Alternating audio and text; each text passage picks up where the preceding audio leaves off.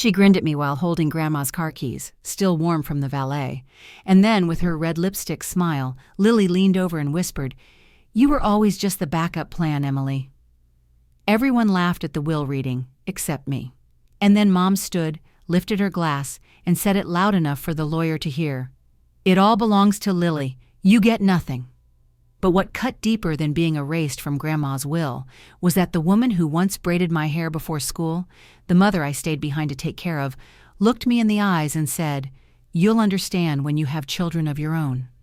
Her voice soft, her betrayal knife sharp. I had spent years raising Lily like a second mother while Mom mourned in silence, gave up my dreams, my college, my future, all for them. And now, standing in that mahogany-paneled room, their laughter filling the air like perfume, I realized they had planned this. The real twist? They thought I wouldn't fight back. The lawyer's jaw tightened when I leaned forward and slid Grandma's real letter across the table. The room fell silent until Mom's smile cracked. If you've ever been quietly replaced in your own story, don't scroll. Comment, "I feel this," so I know I'm not alone. Funny how one toast can burn down a lifetime of sacrifice. 2 weeks earlier, the sound of rain against tin has always been the soundtrack of my life. Even now, whenever it pours in Portland, I'm carried back to that old creaky wooden house in the suburbs where I grew up. The windows were never quite sealed right, so the glass would fog up and rattle with the wind, while the smell of roasted coffee drifted from the kitchen. That scent, dark, bitter, grounding, was the closest thing I had to comfort in a house that never really felt whole again after my father died. I was 15 when it happened. One night we had a family of 4, and by morning it was just the 3 of us. My mom, my little sister Lily, and me. Grief is a strange visitor. It clung to my mother like a heavy coat she couldn't take off.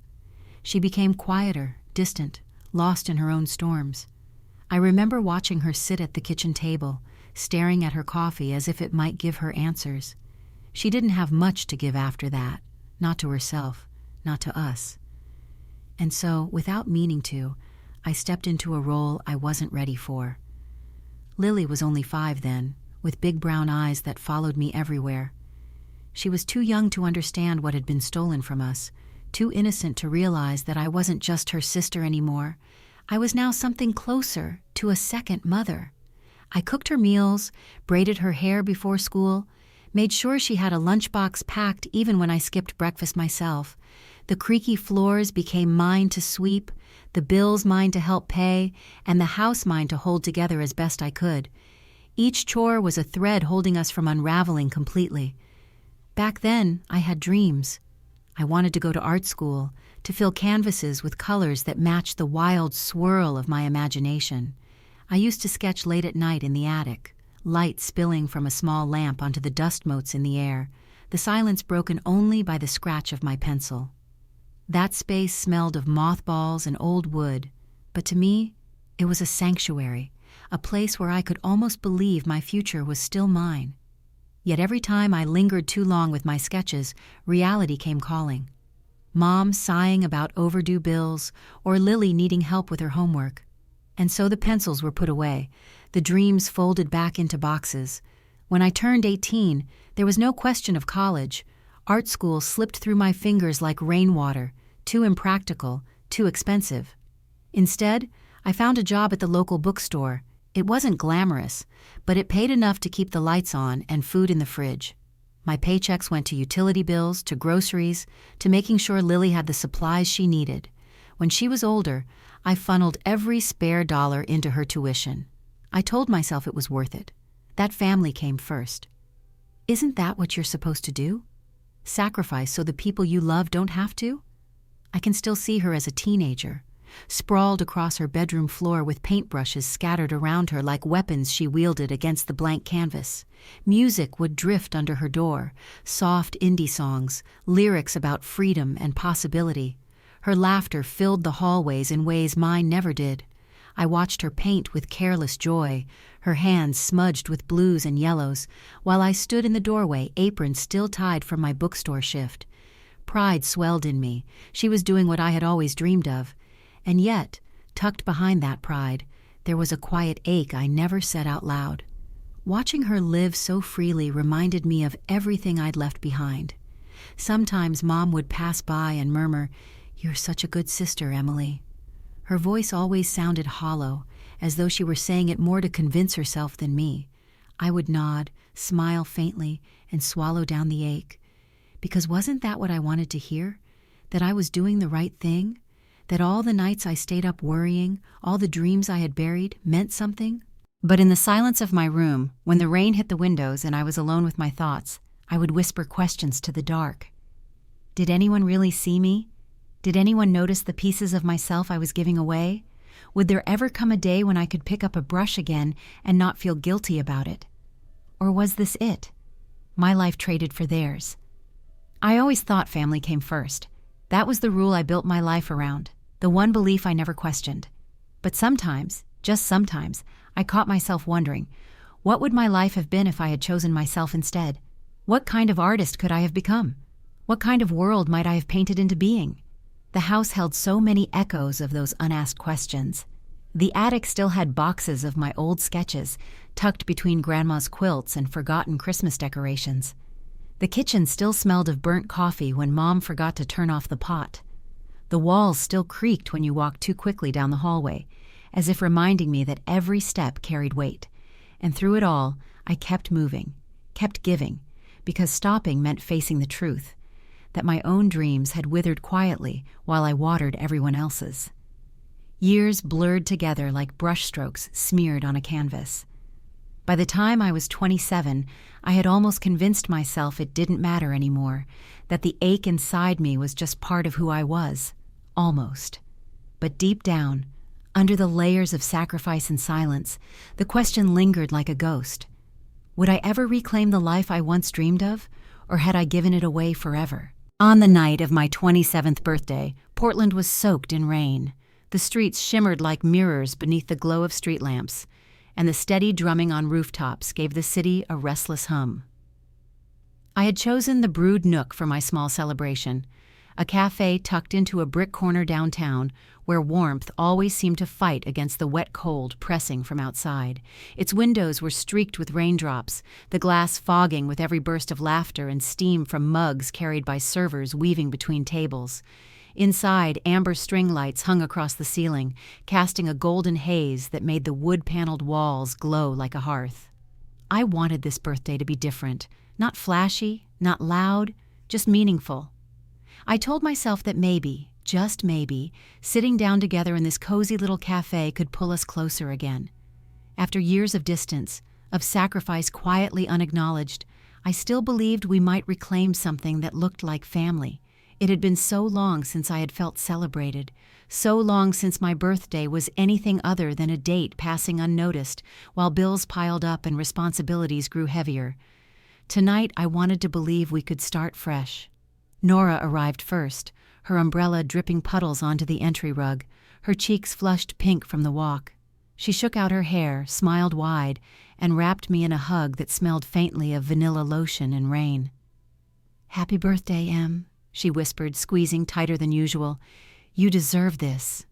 Her words caught me off guard. I blinked back a sudden sting of tears and laughed softly, helping her set down the cake she'd carried, balancing mugs on the table. For a while she filled the silence with light chatter, her presence a shield against my growing nerves. But my eyes kept drifting toward the door. My chest tightened with every passing minute. Where were they? 10 minutes late. Then 20. I stirred my latte without drinking, the foam collapsing in circles. Around us the cafe hummed. Soft music strummed on hidden speakers, customers leaning close in conversation, baristas calling out orders over the hiss of steaming milk. I smiled, nodded, but underneath, impatience festered. 30 minutes slipped by, and just as I considered blowing out the candles without them, the bell above the door chimed. Lily swept in like the rain hadn't touched her. Her boots clicked against the wooden floor, and draped around her shoulders was a fur coat so sleek, so obviously expensive, that I froze. The cafe's soft lighting caught the sheen of it, every strand glistening like proof she had stepped into a world I didn't know she lived in. My stomach dropped. Last week, she had called me in tears, her voice cracking through the phone as she confessed she couldn't make rent. She had begged me, again, for help, and I had given it, because that's what I always did. Yet here she was, her lips painted crimson, her hair freshly styled, wearing a coat that could have covered 3 months of her rent. "Happy birthday, Em," she said, leaning down to kiss my cheek. The scent of her perfume, sharp, musky, unfamiliar, clung to me even after she pulled away. She smiled, but it didn't reach her eyes. I muttered a quiet, "Thanks," though my mind screamed with questions. Behind her came Mom, folding her umbrella neatly before stepping in. The years had made her smaller somehow, her shoulders narrower, but tonight she seemed almost lifted. Then I noticed it. On her hand, a pearl ring sparkled with every movement, catching the cafe lights like it had its own secrets to tell. "Nice ring," I said, forcing lightness into my voice. Her response was too quick, too smooth. "It's just a gift from a friend." She avoided my eyes, her gaze flicking toward Lily before returning to me. "A gift? From who? Since when did Mom have friends who gave her jewelry like that?" She must have seen the suspicion flash across my face because she added in that same practiced tone, "It's just a gift, Emily. Relax." Her eyes slid away again, the words hanging in the air like smoke that refused to clear. Then softer, she said the line that made my stomach twist. "You don't need to worry, Emily." That phrase, "don't worry," had become a warning in my life. It was what people said when they wanted me quiet, when the truth was too ugly to show. Nora leaned in close, her breath warm against my ear. "That coat looks expensive for someone who can't pay rent," she whispered. Her words pierced deeper than she realized. I forced a smile, brittle and thin, and nodded as if everything was fine. The cafe, once so inviting, now felt suffocating. The air thickened, the laughter around us hollow. My latte had gone cold, untouched, and I couldn't bring myself to drink it. My eyes kept darting between the pearl ring, the fur coat, and the women who should have been my safe place. Why the glances? Why the half smiles? Why the secrets? We cut the cake. Mom clapped politely. Lily scrolled through her phone between bites, her fingers brushing across the glowing screen as though it mattered more than being here. Mom filled the silence with trivial talk, weather, recipes, stories that meant nothing. The evasions were louder than confessions. At one point, Lily leaned close to Mom, whispered something that made them both chuckle under their breath. When she looked up and caught me staring, guilt flickered across her face just for a second. She tugged the fur tighter around her shoulders, as though it could shield her from my questions. I laughed in the right places, nodded at the right times, but inside my gut screamed louder with every minute. They were hiding something. When the candles flickered in front of me, I closed my eyes and made a wish I couldn't speak aloud. I wished for honesty. For once, I wished that Mom and Lily would stop treating me like the outsider in my own life. But when I opened my eyes, all I saw was the pearl glinting on Mom's finger, the heavy fur brushing against Lily's arm, and the storm of unease churning inside me. They're hiding something, I thought, swallowing back the bitterness. But I'm supposed to be the trusting big sister, right? The night wound down with smiles that felt painted on, conversations that tiptoed around something I couldn't yet name. As we stepped back into the rain, the glow of the brewed nook behind us, I couldn't shake the sense that whatever secrets they carried were about to unravel, and that when they did, they would break more than just the silence. A week passed after that unsettling birthday evening, and I was back to my usual routine: early mornings at the bookstore, late nights sketching half-finished drawings in the dim light of my desk lamp. But the unease hadn't left me.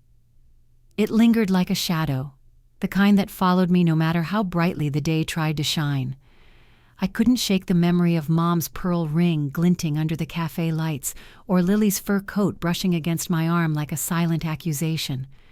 I kept telling myself not to read too much into it, but deep down, I knew something was off. Then, one gray morning, as the rain tapped steadily against my apartment windows, the email arrived. My inbox pinged with its usual flood of book orders and newsletters, but there it was, an unread message from Grandma's lawyer. The subject line made my breath catch, "Regarding your inheritance." My fingers trembled as I clicked it open. "Your $50,000 inheritance is currently being contested by an unnamed third party. Legal proceedings are pending. Please be advised." The words burned into me, each one heavier than the last.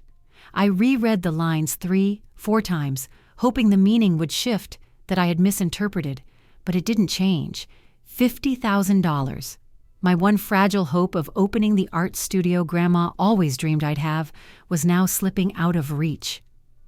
I leaned back in my chair, my chest tight, listening to the rain hammer against the glass. Who was the third party? Why wouldn't they say? A stranger? Or someone closer? The memory of Lily's expensive coat flickered in my mind, followed by the pearl ring Mom had dismissed as just a gift. My stomach churned. Was this what they were hiding from me? I couldn't sit with the questions. I needed answers. That evening, I drove to the old family house. The driveway was slick with rain, the porch light flickering weakly in the storm. When I opened the door, the familiar creak of the hinges and the musty smell of damp wood wrapped around me like an unwelcome embrace. Nothing had changed. The faded furniture sagged with the weight of years. The same old lamp buzzed faintly in the corner, and rain tapped steadily against the windows, impatient, like fingers drumming on a table. Mom sat on the couch, arms crossed, her face lit dimly by the glow of the television. She wasn't really watching. Lily was sprawled next to her, legs tucked under a blanket, her phone held so close the light reflected in her wide eyes. They both looked up when I walked in, though neither smiled. I stood there in the doorway, clutching my phone so tightly it left marks on my palm. My voice was steady, though my heart pounded in my ears. I got an email from Grandma's lawyer today. He said the inheritance is being contested by a third party. Do either of you know what that means? Silence. The kind that stretches too long, filling the room with everything unspoken. Only the rain answered me, its tapping louder now, insistent. Finally, Mom exhaled, her jaw tightening. She didn't look at me right away. When her eyes finally met mine, they were sharp, guarded. It's complicated, Emily. Just let it go.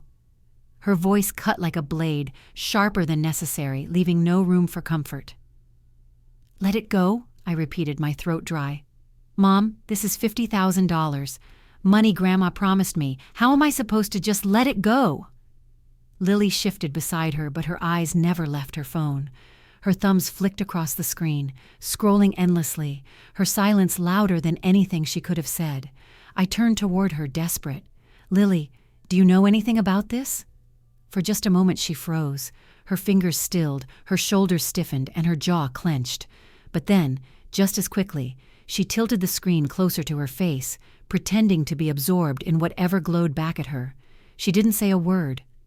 The room seemed to shrink around me, air pressing heavy on my chest. I could feel my pulse thudding in my ears, faster, louder. Mom sighed, her tone weary, but there was steel beneath it. It's a legal matter, Emily. Things like this get messy. You have to trust me to handle it. Trust her. The words echoed in my mind, bitter. Trust had always felt one-sided in this house, me giving and them taking. Since when had Mom ever chosen my side? Handle it? My voice cracked, rising with the panic bubbling up inside me. Grandma's lawyer said my inheritance is being contested. How can you expect me to sit back while someone tries to steal what's mine? Her eyes hardened, her mouth tightening into a line. Emily, I said let it go. The way she said it, it was final, like slamming a door and bolting it shut. She wasn't just brushing me off, she was warning me. I looked at Lily again, praying for some flicker of the sister I had raised, the girl I had sacrificed for. But she wouldn't meet my eyes. Her silence pressed against me, heavier than Mom's sharp words. In that silence, I heard something darker. A choice had already been made. The lamp flickered, casting warped shadows across their faces, and in that dim, suffocating living room, I felt the chilling truth. They were acting like I didn't belong, like I was the intruder in my own family's story. My throat tightened, words tangled in a knot I couldn't untie. I turned away, each step across the creaking floorboards heavier than the last. Outside, the night swallowed me, the rain slapping hard against my skin. But the cold water couldn't extinguish the heat burning in my chest. Driving home, headlights cutting through the storm, one thought looped in my head like a curse. They're acting like I'm the outsider in my own family. And if I was the outsider, who exactly was on the inside? And what secrets were they hiding that I wasn't meant to know? The night after my confrontation with Mom and Lily, I couldn't quiet my thoughts. Their words, Well, really, Mom's sharp dismissal and Lily's suffocating silence echoed over and over in my head, keeping me restless. Rain slid down the windows of my apartment, carving lines of water against the glass, as if the night itself was reminding me of everything I had lost and everything still at stake. I lay awake, staring at the ceiling, until I finally gave up on sleep. My heart told me to reach for something I hadn't opened in years, Grandma's old keepsake box. It had always been a heavy thing, not just in weight but in memory. I pulled it down from the closet shelf, brushing off a layer of dust that clung stubbornly to the wood. The hinges creaked as I opened it, releasing the faint scent of cedar mixed with time, like the smell of her attic, where the air was always cool and sharp with age. Just that sound alone pulled me backward, through years and storms, into the safe place that had shaped so much of me. I was suddenly there again, Grandma's kitchen. Her kitchen was a place that belonged to every sense. The wood stove ticked as firewood settled, giving off a soft, steady warmth. The windows were always misted, foggy glass framing the drizzle outside, so it felt as if the rain never really stopped. The scent of yeast from her fresh bread drifted through the air, blending with the sharp tang of turpentine and oil paints. The table was always cluttered, mugs half full of rinse water, brushes stiff with color, canvases leaning like tired soldiers against the walls. It was messy, yes, but alive in a way no other place in my childhood was. I remember her silver hair tied back, her apron stained with both flour and paint. She leaned over the table with me, her hand gently guiding mine as the bristles of my brush hovered above the page. My strokes wobbled, but she steadied me, her voice calm and unwavering. "Your mom's heart's in the right place, but watch out," she murmured once as she adjusted my grip. "She looks after herself first. She always has." I'd laughed nervously back then. I told her Mom had just been through so much that grief had hardened her edges. "She just needs time," I said, like I was the adult defending my parent. Grandma only gave me a look, soft but weighted, a sigh that carried more meaning than my 15-year-old self could bear. There was one rainy afternoon, clearer than the others, that branded itself into me. The sky outside was a dull silver sheet, raindrops crawling like tears down the glass. The wood stove crackled, and Grandma set her brush aside. She wiped her hands on her apron and sat across from me, her eyes catching the dim light. "You have a gift, Emily," she said, her voice steady. "Don't let anyone tell you otherwise. I've put aside money for you, for your dreams, $50,000, enough to paint your life if you're brave enough to claim it." I remember blinking at her, too young to grasp the seriousness. To me, it felt like one of those fairy tales she told me at night, a promise so big it couldn't possibly be real. I thought it was her way of reminding me to hold on to art, to keep believing. I never thought it would become the rope I would cling to years later when I was drowning. Now, as I sat cross-legged on my bed, the keepsake box open before me, her words returned with a force that nearly broke me. My fingers brushed past photographs, brittle postcards, and a bundle of ribbons until they landed on a yellowed envelope at the bottom. My breath caught. The paper was thin, almost fragile, and my hands shook as I slid the letter free. Her handwriting sprawled across the page, familiar curves that carried her presence even after she was gone. Ink had bled faintly into the fibers, but her message was clear. "Emily, my dearest girl, this money is yours, set aside for you to follow your dreams. Paint your life the way you've always wanted. I trust you will know what to do with it. Never let anyone take this from you." I read it once, then again and again, the words blurring through my tears. My chest heaved as if the letter itself had been waiting all these years to remind me that I wasn't forgotten. This was proof, not only of her love, but of her intent, a promise carved into ink and paper. But as I pressed the letter against my chest, the comfort twisted into unease. Did Mom know this existed? Did Lily? Had Grandma confided in them too, or had she trusted me alone? And if they did know, was this why they had grown so evasive? Why my inheritance was suddenly under attack? The kitchen of my memory blurred, replaced by the dim lamplight of my bedroom. I could almost hear the rain pattering against Grandma's misty windows, the swish of her brush in rinse water, but now the sound was heavier, darker, like a warning. "Grandma believed in me," I whispered into the empty room. My voice cracked, trembling with the doubt clawing at me. But did I let her down by trusting Mom? The question clung to the air, heavy, unanswered. I folded the letter back carefully, tucking it into its envelope as though it might crumble under the wrong touch. I set it on my nightstand where I could see it, a pale rectangle glowing faintly in the dark like a candle refusing to go out. It wasn't just paper anymore.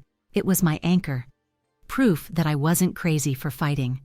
Proof that she had meant this money for me, not for anyone else. And yet, even with the letter close, a gnawing unease burrowed deeper. If this was the key, then who else had their hand on the lock? Did Mom and Lily already know it existed? Were they smiling to my face while plotting behind my back, hoping I would stay blind long enough for them to steal what was mine? The storm outside rattled my windows as if echoing the storm inside me. Shadows stretched across the ceiling, bending like questions I couldn't answer. I lay back, the letter just inches from my fingertips, and stared into the dark. And I knew with a certainty that chilled me. This wasn't just about money. It was about truth, about betrayal, about the promise of a woman who had believed in me more than anyone else ever had. And if I didn't fight for it now, I might lose more than the inheritance. I might lose the last piece of Grandma that was still mine. The bookstore at night always had a strange kind of loneliness to it. After the last customer left, the air felt heavier, quieter, as though the shelves themselves exhaled a tired sigh. The hum of the fluorescent lights buzzed faintly overhead, some of the bulbs flickering, casting restless shadows between the aisles. Outside, rain blurred the streetlights, streaking the glass with silver trails. The neon sign in the window flickered on and off, painting the wet pavement with uneven patches of red and blue.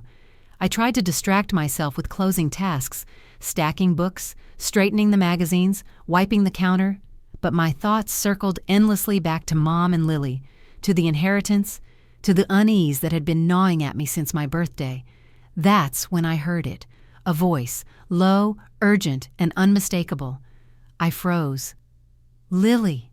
She was tucked away in the biography section, leaning casually against a shelf, phone pressed to her ear. I hadn't even realized she'd come in. The dim light caught on her glossy hair, on the edge of her leather boots. Her tone was sharp, clipped, like she was managing some secret business. "She won't suspect if Mom stays quiet," she whispered. My stomach dropped. The words slid into me like ice. Mom, quiet, suspect. I felt my breath catch, my pulse kicking hard against my ribs. I ducked behind a display of hardcovers, my heart racing so fast I could hear the blood rushing in my ears. "Relax," she continued, her voice dripping with confidence. "She's always trusted me. She won't fight it." Her laugh was soft, almost smug. My hands trembled as I pressed them against the shelf to steady myself. Who was she talking to, and what was it they thought I wouldn't fight? When her call ended, she slipped her phone into her bag, straightened her coat, and walked toward the exit. The chime above the door rang as she stepped into the rain, the faint scent of her perfume, floral, expensive, entirely out of character, lingering in the air long after she was gone. I stood frozen in the empty store, my body buzzing with adrenaline. My gut screamed at me to let it go, to pretend I hadn't heard. But my heart, it demanded answers. I pulled out my phone. Opening Instagram felt like stepping onto thin ice, but I scrolled anyway. And there it was, a glossy photo posted just days ago. Lily standing proudly beside a brand new car, one hand on the hood, the other holding the keys up for the camera. The caption was nothing but emojis, champagne glasses, red hearts, fireworks, like a silent brag. I glanced at the date. My breath hitched. It was the same day she had called me, her voice cracking through the phone, thick with fake tears. "It's for my treatment, Emily, I swear. Please, I don't know what else to do." The memory slammed into me. I had been at the bookstore that night too, sitting in the break room with my head in my hands, listening to her sob. My chest had ached, my throat tight as I told her I'd help. Of course I'd help, because what else could I do? She was my little sister. I'd wired her the money that night, my hands shaking, whispering to myself that no dream, no inheritance, no art studio was worth more than her health.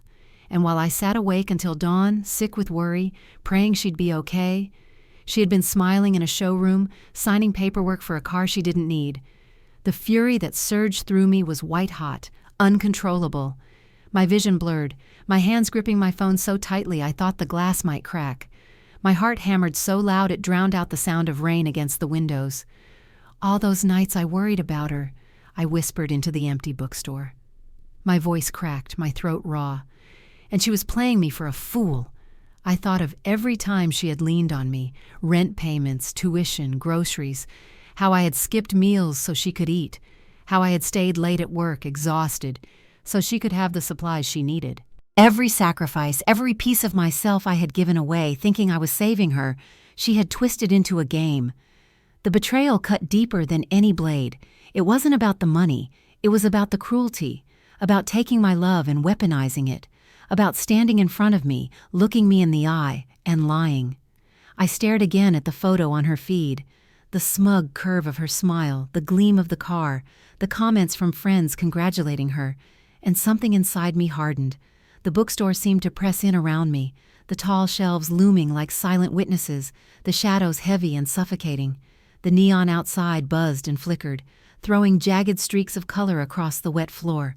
I pressed my palms against the counter, knuckles whitening, my breath coming in shallow bursts. How could she? How could Lily, the girl I raised, the sister I sacrificed everything for, betray me like this? How could she weaponize sickness, knowing I would believe her, knowing I would give her anything? The rain outside grew louder, pounding the glass as though the storm itself shared my fury. I shut off the lights, plunging the store into darkness except for the faint glow of neon. I locked the door with shaking hands, stepping out into the storm. The rain plastered my hair to my face, soaked my clothes in seconds, but I didn't care. The cold water only sharpened the fire burning inside me. Whatever bond we had as sisters was gone. She hadn't just lied. She had mocked every sacrifice I had ever made.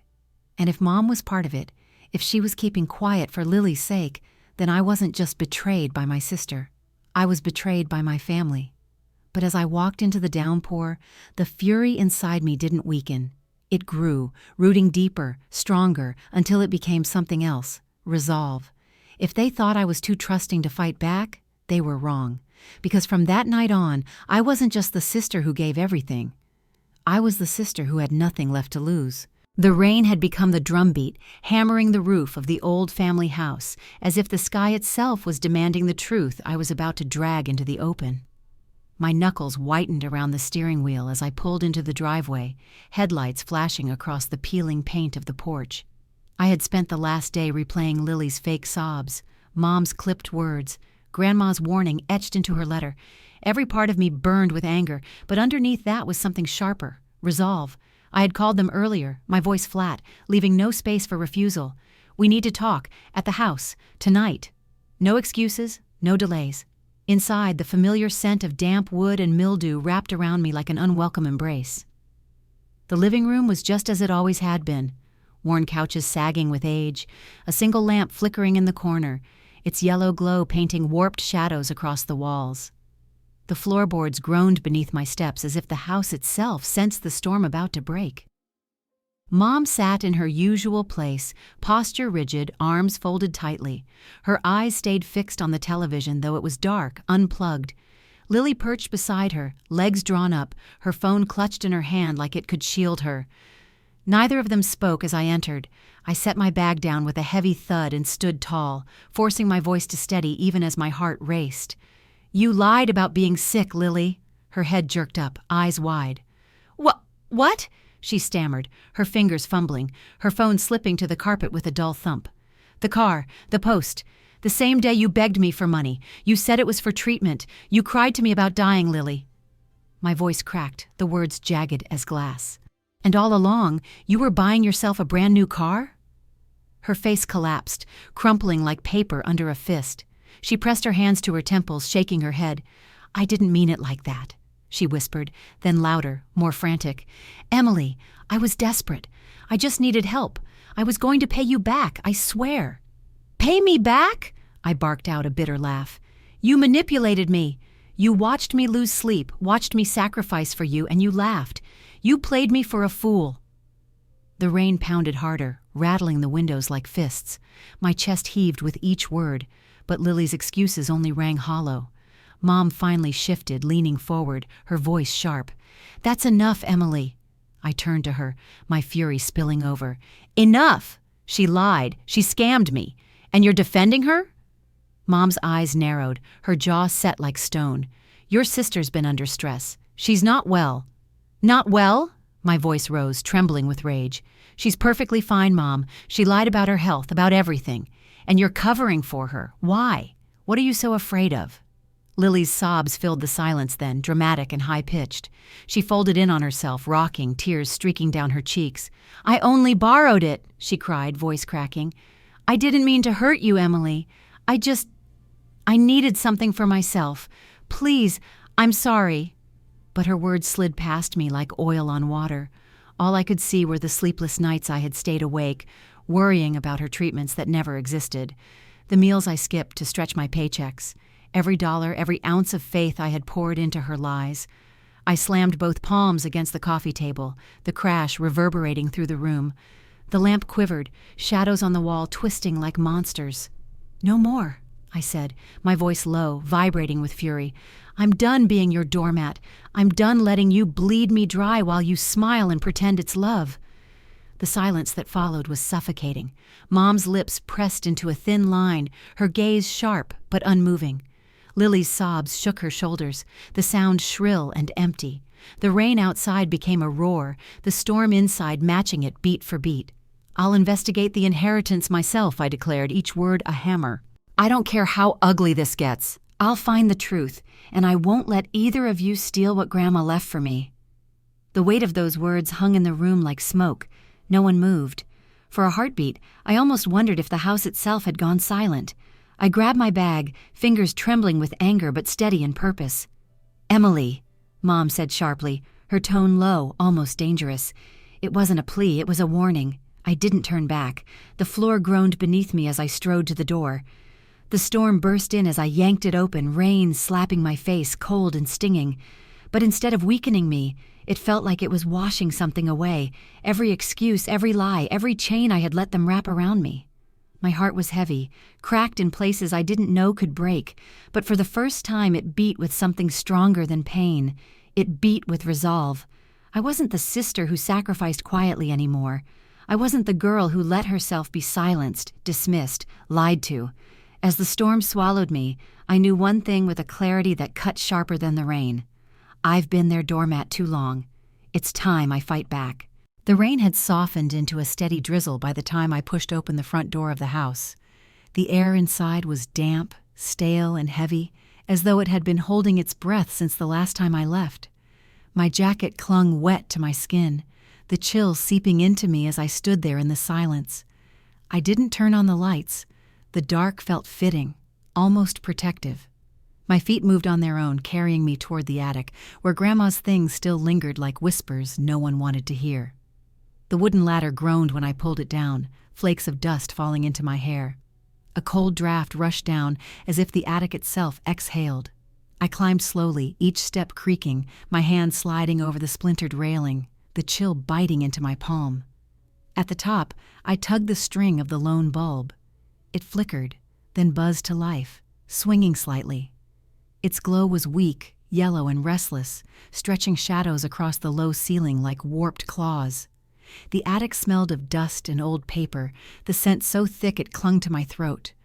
Boxes leaned against each other in crooked stacks, lids barely holding their contents. Trunks lined the far wall, their brass edges tarnished green with age. Cobwebs sagged between the beams, trembling each time the bulb swayed. It was a graveyard of memories, and I was here to dig up ghosts. I knelt beside Grandma's cedar chest. I had opened it once before, when I found her letter. That letter had saved me, even if only for a moment. Tonight, I prayed for another anchor. My fingers shook as I lifted the lid. The hinges gave a long, whining creak that echoed in the attic stillness. Inside lay folded linens, frayed doilies, and a stack of yellowing recipe cards spotted with grease stains. Ordinary things, yet each carried her touch. Then I saw it. An envelope half buried beneath the fabric, thicker than the rest, the seal clumsily pressed down as if someone had rushed. My chest tightened, my breath catching in my throat. Carefully I slid it free. The paper was heavier than it should have been, stiff against my fingertips. Something about the weight felt wrong, unnatural. I sat back on my heels, dust rising around me in a faint cloud, and pulled the flap open. The sound was sharp in the silence, like tearing through something sacred. Inside lay a document, a will. My stomach dropped. I unfolded it with trembling hands. At first glance it looked official, neat, orderly, but the signature stopped me cold. The ink wavered across the page, strokes jagged and uneven. I had memorized Grandma's handwriting over years of letters and notes, the strong curve of her G, the proud, looping flourish at the end of her name. This wasn't it. This was shaky, clumsy, hesitant. Tears blurred my vision, but I forced myself to keep reading. The words struck like blows. My inheritance, $50,000 meant for my dreams, redirected to Lily. The attic spun. The bulb above buzzed faintly, swaying harder now, shadows stretching long across the rafters as if mocking me. I pressed my free hand to the floor to steady myself, the wood cold and rough under my palm. Someone had done this. Someone had taken Grandma's promise and defiled it. My mind leapt to Lily's smug grin in her Instagram post, her lies about illness, her voice pleading through the phone. To Mom, her sharp tone shielding Lily, her silence heavy with secrets. A sickening image formed. Had they been plotting this even while Grandma was alive? Sitting at the kitchen table, pretending to care for her while scheming to strip me of everything she meant for me? The thought hollowed me. I clenched the paper so tightly it crinkled under my fingers, fragile fibers bending to my anger. The bulb's weak light swung in rhythm with my ragged breaths, shadows stretching and twisting over the floorboards, over the forged signature, until it looked alive, like the lies themselves were laughing at me. This wasn't just about money. This was about love, about trust. Grandma's trust, which had been twisted into something ugly. They hadn't only betrayed me, they had betrayed her. A whisper slipped from my lips, hoarse and broken. They betrayed Grandma's trust, and I let it happen under my nose. The attic seemed to answer with silence, thick and suffocating. The air itself was cold, not from weather, but from the truth sinking in, chilling me from the inside out. I hugged the will to my chest, its edges digging sharply into my skin. It felt like poison and proof all at once. My body trembled, not from the attic's draft, but from the weight of knowing something pure had been corrupted, something that had once been meant to protect me, now twisted into a weapon against me. Who had done this? Mom, with her endless excuses and cutting words? Lily, with her crocodile tears and hungry hands? Or both, united in their deceit, laughing at how easily I believed them? The question clawed at me, relentless. Who had forged this, and why?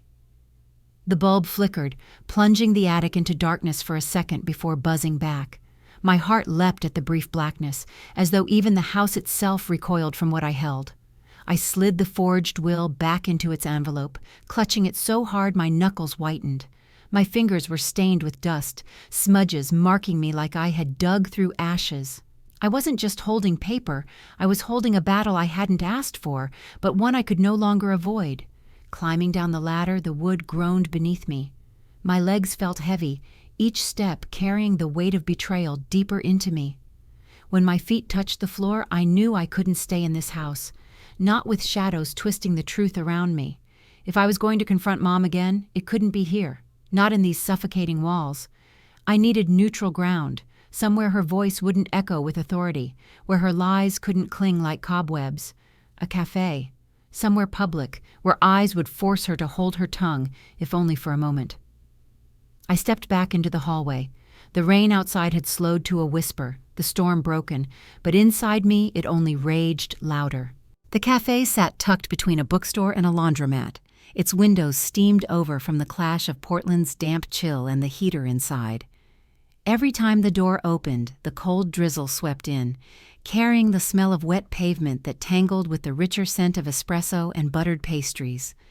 The low hum of conversations and the clinking of mugs against saucers filled the space, but to me it all felt muffled, like I was walking into a room underwater.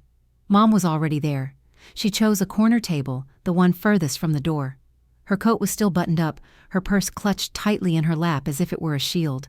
She hadn't even touched a menu.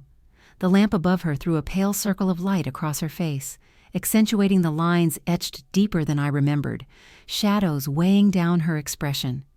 For a brief moment, she looked smaller, older, like someone fighting against gravity itself. But when her eyes snapped to mine, sharp and watchful, I knew the fight wasn't over. I slid into the chair opposite her. My fingers brushed the edge of the table, warmed from the heater beneath, but my palms were still cold, trembling. The will inside my bag pressed against me like a stone, an unbearable weight I carried from the attic to here. "I found the will," I said, my voice low but deliberate. Her lips thinned. She looked away for only a second before pinning me again with those dark eyes. "Emily," she sighed, her tone coated with that old rehearsed exhaustion I'd grown up with. "You shouldn't be digging through old things." Old things, as if Grandma's last wishes, her truth, were nothing more than attic clutter. The words burned in my throat. "It's forged," I said, sharper now. "That signature isn't hers, and it gives everything to Lily." Her fingers tightened on the purse strap until her knuckles went white. A flicker of panic crossed her face, gone as quickly as it came. When she spoke, her tone was smooth, practiced, like a mask she'd worn too many times. "It was just a mix-up, Emily, an old lawyer's mistake. Drop it." The steadiness in her voice didn't match the tremor in her eyes. My heart hammered harder. "A mistake?" I leaned closer, anger threading through each syllable. "Do you expect me to believe that? Grandma's handwriting was bold, steady. That signature looked like it belonged to a stranger. Don't insult me by calling it a clerical error." Her gaze flicked toward the fogged window, where headlights blurred into smears of gold and red. She didn't answer right away, and the silence stretched taut, as if the cafe itself had paused to listen. "She was sick," she said finally, words rushed and brittle. "Maybe her hand wasn't steady. Maybe—" "No." My voice cut through hers, firm, trembling with fury. "Don't twist this. You know she was careful. You know she would never have changed her will without telling me. Why are you lying?" Around us the cafe carried on, laughter at a nearby table, a spoon scraping porcelain. But at ours, time froze. Her eyes returned to mine, and for a fleeting second I thought I saw fear. But it vanished as quickly as it appeared, replaced by the hard set of her jaw. "You're imagining things," she said. Her voice was firmer now, but the wavering edges betrayed her. "You've always let your emotions cloud your judgment." The words struck like they always had, dismissive, designed to make me question myself. But this time, I didn't shrink. I straightened, shoulders squared, heart pounding so loudly I could almost hear it echo through the tiny cafe. Inside, though, I felt trapped, like I was standing before a locked door, pounding with both fists, knowing she was there but refusing to let me in. "She's lying," I thought, the truth echoing inside me. "She's lying, but I can't break through her wall yet." I exhaled shakily, my breath fogging faintly between us despite the cafe's warmth. My chair groaned as I leaned back. She didn't move, didn't blink, her stare unrelenting, daring me to press harder. For a moment I considered it, slamming the will onto the table, forcing her to confront the shaky signature under this very light. But I knew exactly how she would react. She would deny, twist, deflect, until doubt crept back into me like smoke under a door. So instead, I pushed back my chair. The scrape echoed through the hush at our table. My legs felt heavy, but my voice came steady. "I'm not dropping it. Not now. Not ever." Her lips parted as if she wanted to stop me, but no words came. The cafe bell chimed softly as I opened the door, and the Portland wind slapped me instantly. Sharp, cold, it cut through my coat, drizzle clinging to my skin like icy needles. The gust pushed against me, but instead of slowing me down, it carried me forward. The sidewalk shimmered with puddles, streetlights rippling across them like blurred memories. Each step I took only pressed one truth harder into my chest. Mom was hiding something. Was she protecting Lily, protecting herself? Or had she been the one orchestrating everything all along, pulling every string with careful precision? I didn't know. Not yet. But I would find out. The rain hadn't let up for days. Portland's skies seemed determined to mirror the turmoil inside me. Heavy clouds pressed low, water streaking across the glass of my cramped apartment like endless tears. The smell of damp wool from my coat hung in the air, mingling with the bitterness of stale coffee. Each patter of rain against the window was a reminder that time was moving, pushing me toward choices I wasn't ready to face. I sat at my small desk, the lamp above me buzzing faintly, throwing a weak yellow glow across stacks of papers. Legal pamphlets, receipts, scribbled notes, chaos piled in front of me. In the middle sat Grandma's letter, folded and unfolded so often the edges were soft, fraying like fabric. My savings account was nearly empty, but I had already signed the retainer check for the lawyer. Handing it over had felt like ripping off a piece of myself. My stomach still clenched, remembering the way the pen dug into my hand, as if my body knew I was crossing a line I could never uncross. I was suing my own family. The words rang in my head like a church bell, loud and impossible to silence. Suing Mom. Suing Lily. How had it come to this? Family had once meant warmth. Grandma's laugh echoing in her kitchen, Lily leaning on my shoulder as we washed dishes, Mom humming as she dried her hands on a towel. Now the word felt jagged, like glass shards pressing into my skin whenever I thought about it. A soft knock broke the silence. Nora stepped inside, closing her umbrella carefully and setting it by the door. She carried with her the smell of cinnamon from the bakery next to her bookstore, a warmth that contrasted the cold dampness of my apartment. Her scarf was flecked with raindrops that sparkled under the lamplight. She crossed the room, setting a stack of faded documents on my desk with deliberate care. "You've got this, Emily," she said, her voice calm but certain, as though her belief could anchor me. I reached out, hesitating before my fingers brushed the top page. The paper was brittle, tinged yellow with age. Deeds, letters, early drafts of Grandma's will. Each one was like a heartbeat preserved in ink, her voice still alive in the curves of her handwriting. My throat tightened, a knot forming that no amount of swallowing could loosen. "What if I'm tearing everything apart?" I whispered, the words breaking free before I could hold them back. What if Grandma wanted peace more than anything? What if, by doing this, I'm destroying the very family she spent her life trying to protect? Nora leaned against the edge of the desk, her expression unreadable at first. She stayed quiet long enough that I thought she might not answer. Then she said softly, "What you're fighting for isn't destruction, it's truth. And truth was always what your grandma believed in." Her words settled over me like a blanket, but it was thin, full of holes. I nodded, but the weight in my chest refused to lift. After she left, the apartment seemed to shrink, pressing in on me with silence that the rain only made louder. I unfolded Grandma's letter once again. My fingers traced each line as if I could absorb her strength through the ink. The loops of her writing were steady, confident, the opposite of the shaky forgery I had found in that attic box. Tears pricked at my eyes, blurring the words, but I didn't let them fall. Crying wouldn't fix anything. I pushed the papers aside and turned toward the canvas leaning against the wall. The half-finished painting stared back at me, an accusation in color. Swirls of blue and green, frozen mid-motion, abandoned weeks ago when the inheritance fight consumed everything. Dust coated the brushes in the jar beside it, paint hardened on the bristles like scars. My dreams, art school, an exhibit, creating something beautiful, felt as though they belonged to another person. Someone lighter, someone unbroken. Still, I dipped a brush into the dry paint, forcing it across the canvas. The stroke came out harsh, jagged, splitting the colors in a way that made my chest ache. It looked like glass cracking, a reflection of everything I was feeling. My hands trembled and the brush clattered to the floor.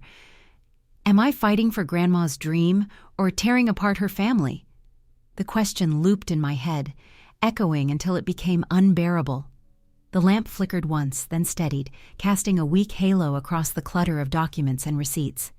The rain outside quickened, rattling against the glass, drowning out everything but my own breathing. I caught my reflection in the darkened window, eyes rimmed red, face pale, jaw tight. I barely recognized myself. I pressed Grandma's letter against my chest, closing my eyes. Grief pressed down heavy, threatening to crush me while anger burned hot enough to fight back. The two warred inside me, each one pulling in opposite directions, each one tearing me apart. And yet, beneath it all, there was something steadier, faint, but unshakable. Resolve. Maybe the family I had known was already gone. Maybe what Grandma had built could never be mended. But I could still save her truth. I could still stop her voice from being erased by lies, even if it cost me everything. The rain hammered harder, as if the sky itself was answering me. I pulled the documents closer again, the edges rough beneath my fingertips. The desk lamp hummed, throwing its circle of light over the papers. My painting leaned unfinished in the corner, colors smeared and unresolved just like me. There would be more nights like this, lonely, heavy, filled with doubt. But tonight I wasn't stopping. Tonight I kept going. The rain was still coming down, steady and cold, streaking the windows of my apartment like lines of grief etched against the night. The lamp on my desk hummed faintly, its glow spilling over a half-drunk mug of coffee, papers scattered in restless piles, and the painting still leaning unfinished against the wall. My eyes were raw, my body exhausted from nights of sifting through documents and doubts. But I couldn't stop. I was about to turn off the lamp and force myself into bed when my phone buzzed. Nora's name lit up the screen. At this hour, it couldn't be casual. I answered quickly, my voice tight. "Emily," she said, her tone urgent. "I found something. You need to see this right now." My heart jumped. "What is it?" "I'm sending it to your email. Check." I opened my laptop, the blue-white glow replacing the dim warmth of the desk lamp. The rain outside tapped harder, as if it knew what was about to unfold. A video file waited in my inbox. My fingers hovered over the trackpad before I clicked. The screen filled with grainy footage, the kind of shaky video you get when someone records in secret. The date stamp hit me first, 2 days after Grandma's funeral. My stomach tightened. The image steadied on a small conference room. Lily sat at the table, fidgeting with her phone, her face set in that smug, practiced calm she always wore when she thought she was winning. Beside her, Mom, my mom. She leaned forward, her voice low but clear, and across from them sat a man in a wrinkled suit, the shady lawyer whose signature I'd seen stamped across the forged will. My breath caught as Mom's words spilled through the tinny speakers. "Emily doesn't need to know. Just let Lily have the money." It felt like the air had been sucked from the room, my chest constricted, my pulse hammering so loud I barely heard the rest. The lawyer nodded, sliding papers across the table. "We'll file it this way," he muttered. Lily leaned in, her smile small and satisfied. And then Mom's voice again, sharper this time, undeniable. "Emily's always been too soft, too distracted with her art. Lily has more potential. She'll use it better." I froze. Every muscle in my body turned to stone. My own mother's voice choosing Lily, cutting me out as if I were disposable. The woman who raised me, who had told me as a child that I was her bright light, was now, on camera, dimming me on purpose. I slammed the laptop shut, then flung it open again, as if denial could change what I had seen. My hands trembled so violently I could hardly grip the edge of the desk. Nora's voice broke through the phone speaker. "Emily, are you there?" My throat closed around the words. She knew. She wasn't just looking the other way. She planned it. She gave it to Lily. Silence filled the line, the kind that understands pain without needing to fill it. Then Nora said, steady and certain, "This changes everything."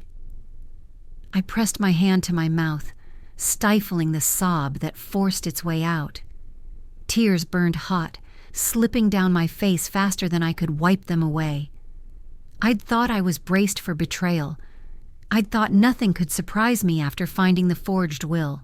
But this, Mom orchestrating it, Mom handing Lily the knife and pointing me out as the target. This was a wound I hadn't imagined. My own mother chose Lily over me, I thought, the words searing. But I won't let her win. The weight of years, of being told I was too sensitive, too emotional, too distracted, crashed down. Every slight, every dismissal, every time I was made to feel less than Lily suddenly aligned into one brutal truth. It wasn't just Lily's cruelty. It was Mom's choice. A sound at the door startled me. Nora stood there, rain dripping from her coat, her eyes wide with concern. She must have rushed over after sending the video. Without a word, I crossed the room and threw my arms around her. The papers on the desk rustled in the draft, the coffee mug rattling slightly. I held on to her like I might collapse otherwise. She held me just as tightly. "You're not alone," she whispered. The sob I'd been holding back broke free against her shoulder. I let it out, days, weeks, months of grief and anger pouring through me all at once, and when I finally pulled back, wiping my face, there was something else beneath the pain. Relief. The truth was finally visible. It was ugly, it was devastating, but it was real. No more shadows, no more doubts. Mom hadn't just enabled Lily. She had orchestrated everything, believing Lily deserved it more, that I wasn't enough. But now I had proof. I looked back at the laptop, still glowing faintly with the paused video, Mom's face frozen mid-sentence. The betrayal was undeniable, but so was the evidence. I turned to Nora, my voice raw but certain. "We're going to fight, in court, and this time, they won't bury me under lies." Her eyes softened, but there was steel in her smile. "Then let's win." The rain outside surged louder, almost like applause. I sank into my chair, exhausted but steadier than I had been in weeks. For the first time, I wasn't just defending myself. I was carrying Grandma's voice with me, proof in hand, and a friend by my side. The family I thought I knew was gone, shattered into pieces too sharp to ever put back together. But as I stared at that frozen frame of Mom, I knew one thing. This wasn't the end. It was the beginning of the fight that would decide everything, and I was ready. And I was. The courtroom smelled faintly of varnished wood and damp coats, that mix of cold air and nervous sweat that clung to everyone waiting for their fate. Rain hammered against the tall windows, a steady rhythm that matched the pounding in my chest. Portland's sky was dark and heavy, but it was nothing compared to the storm inside me.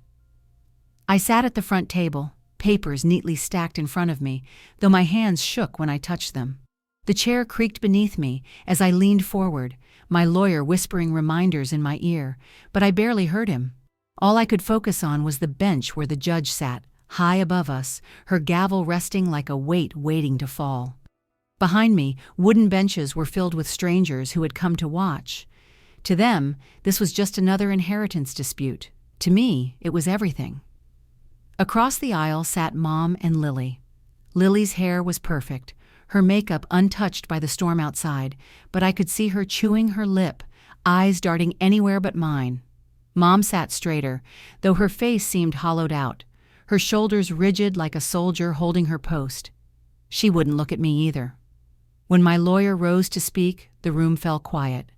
His voice was steady, presenting the facts, but my heart raced louder than his words. He laid out Grandma's original will, Nora's documents carefully preserved, her handwriting strong and deliberate. He spoke about the forgery, about the discrepancies, about the lies. And then, with a flick of his hand, the video began to play. The screen flickered in the dim light. The sound of rain outside faded in my ears as I watched the grainy footage fill the courtroom. There was Mom, there was Lily, there was the lawyer. And then Mom's voice, sharp and undeniable. "Emily doesn't need to know. Let Lily have the money." A ripple went through the room, murmurs rising and then being hushed by the gavel. I stared at the screen, but my eyes blurred with tears. It didn't matter. I knew every second of that video by heart. The judge's gaze shifted toward their table. "Do you deny this recording?" she asked. Lily broke first. Her composure shattered like glass under a hammer. Her shoulders shook as sobs poured out, and when she finally spoke, her voice cracked into the silence. "I pushed Mom to do it," she confessed, her words tumbling over each other. "I needed the money for my exhibition. I told her Emily didn't care, that she wouldn't know. I made her believe it was for the best." The courtroom gasped, but all I heard was the sound of my own pulse. Lily's words rang in my ears, confirmation of what I had feared all along, that my sister's ambition mattered more to her than my place in this family. Mom's head dropped into her hands. Her voice, when it came, was barely a whisper, but it carried across the still air. I just wanted the best for both of you, for both of us. But somehow I was the one she decided to sacrifice. The judge nodded solemnly, her gavel striking once. The evidence is clear.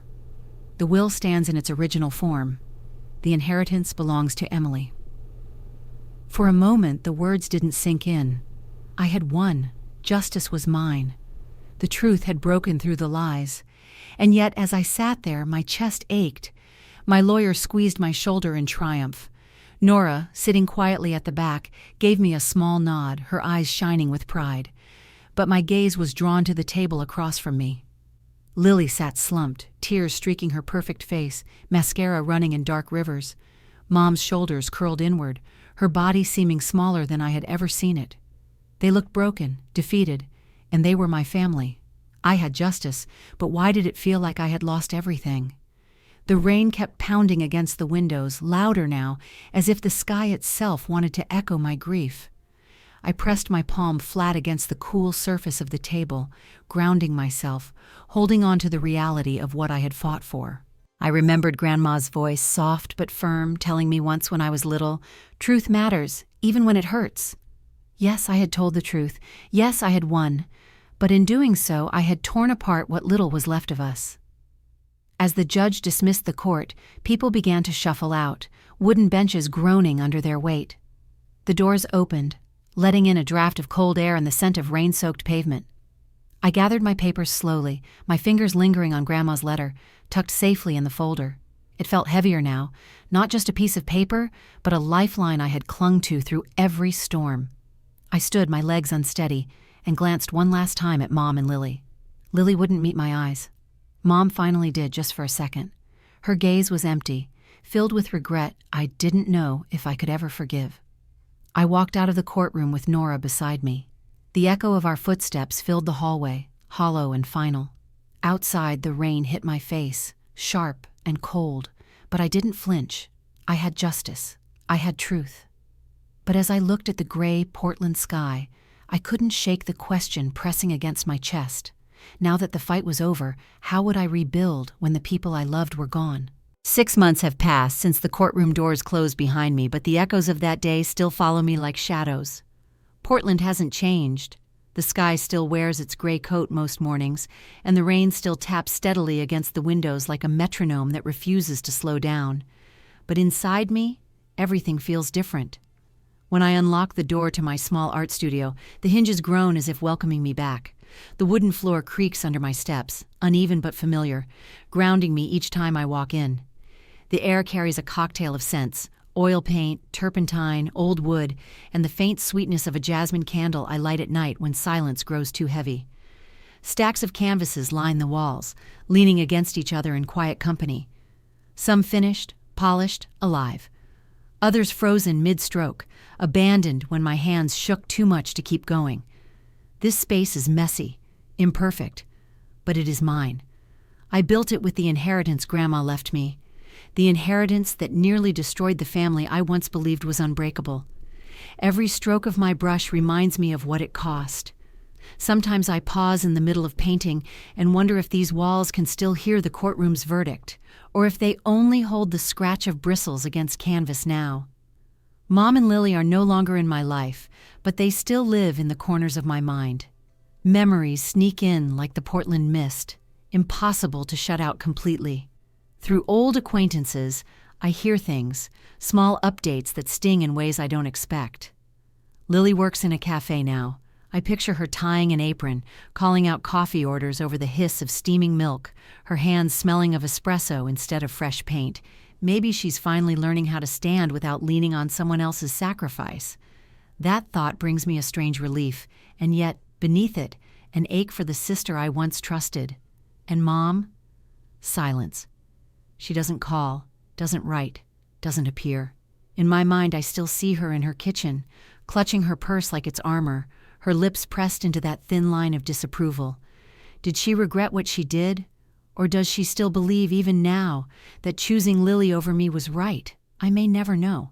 Sometimes I stand before my unfinished painting, the one that refuses to let me go. Broad strokes of Portland rain blue sweep across it, incomplete, unresolved, like the fractured story of us, me, Lily, and Mom. The canvas stares back at me, daring me to finish it, to give it closure. But each time I lift my brush, I stop, pressing the wooden handle against my palm until it leaves a red mark. It's as if my hand knows what my heart doesn't want to admit. The ending is still unwritten. "I'm free to paint now," I whisper into the dim studio, "but some wounds don't fade like rain." The words echo in the air, too soft for anyone but me to hear, yet heavy enough to bend my shoulders.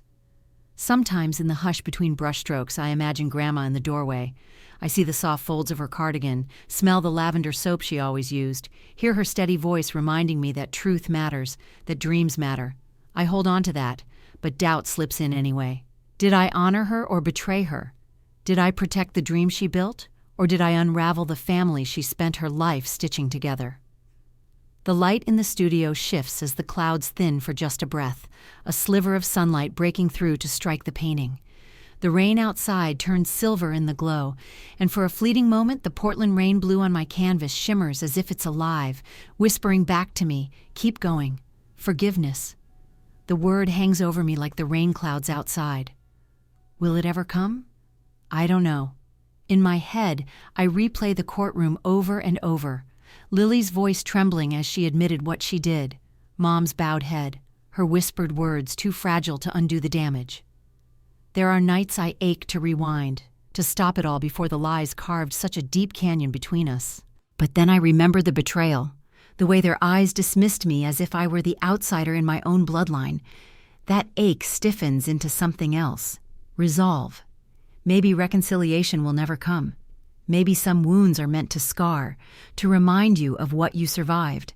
And maybe scars are not signs of weakness, but proof of endurance. I dip my brush into a pool of paint, dragging it slowly, deliberately across the canvas. The color spreads unevenly, jagged at first, then softening as the bristles glide further. Broken strokes, yes, but together they make something whole. That's the truth I'm learning. Broken pieces can still form beauty if you're brave enough to keep painting. This studio is not just a room with paint and canvases. It is a reclamation, a space where I breathe freely, where I can turn grief into color, betrayal into shape, silence into expression. It is the future Grandma dreamed I would have, the one I nearly gave up. And now, I want to turn to you. Have you ever been betrayed by family and faced that impossible choice between justice and love? Did you fight or did you forgive? Share your story in the comments so I know I'm not alone. Like, subscribe, and check out more stories about standing up for yourself. Because maybe we can't choose the family we're born into, but we can choose the truth. We can choose to reclaim our dreams even when it means setting painful boundaries.